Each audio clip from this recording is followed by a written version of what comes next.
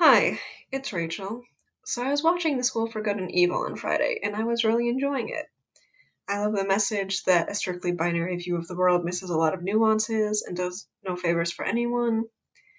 As someone unfamiliar with the books, from what I understand, Agatha was originally white in the text, meaning that she was race bent when Sophia Wiley got casted as Agatha.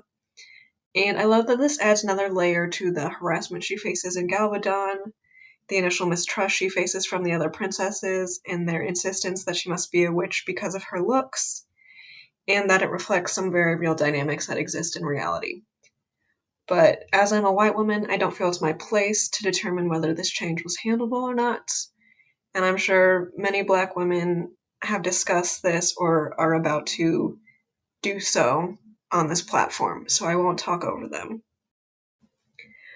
But as I was saying, I was, for the most part, enjoying the film.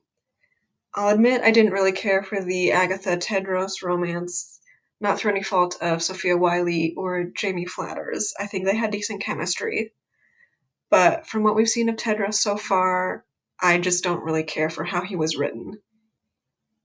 I'll admit that I thought Agatha and Gregor were super cute, and I was hoping that would go somewhere, but apparently not.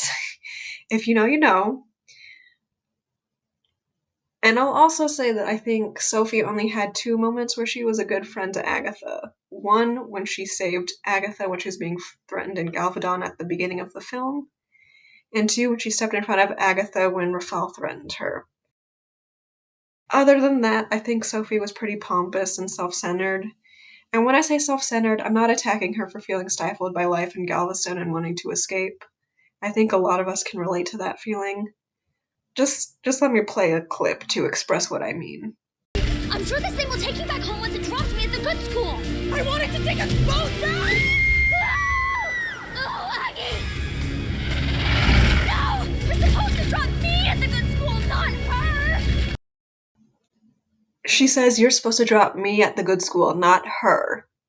So any concern she had for her supposed best friend just disappears in nanoseconds because Sophie believes she's entitled to be at the school for princesses. And she doesn't say you're supposed to drop us both off at the good school. She says you're supposed to drop me off at the good school. In Sophie's mind, she deserves to be at the good school, and apparently Agatha does not. But the purpose of this video isn't to debate whether Sophie is good or not, a point which I'm sure Agatha would find pointless because what mattered to her was that she loved Sophie regardless, and that she'll always fight for her. The point of this video is I was mostly having a lot of fun with this film, until Sophie started to turn evil, and, this is anti-Semitic. It's anti-Semitic. Why did Sophie's nose get significantly larger when she became evil? I don't know who made the decision for this transformation to demonstrate Sophie embracing evil, but why are you connecting big hooked noses with evil intent? Please explain that to me. I'm sure I'm not the only Jewish viewer who watched this scene and became deeply uncomfortable. I don't have the current brain space to dig up research on how witches have been presented as anti-Semitic caricatures in the past. And given how many videos are on this platform, I'm sure someone has already done so. But, this trope really didn't need to be reinforced in a kids' movie, especially when it could lead to a series of movies, which I hope it does because Sophia Wiley deserves that success. Also, it should be discussed how in this story, ugliness is conflated with evilness, and that, yes, while concepts like beauty and ugliness are subjective, in a societal context, beauty standards are deeply tied up in white supremacy.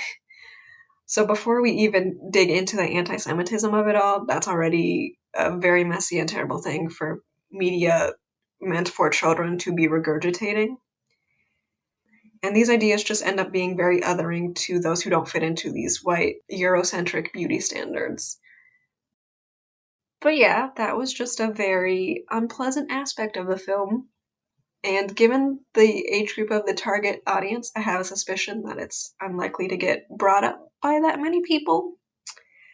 And I just felt like I needed to say something because I could not get this image out of my head, and it just made me deeply uncomfortable. But yeah, I don't really know what else to say, so I'm just gonna leave it there, and I guess I'll catch you guys again soon. Bye.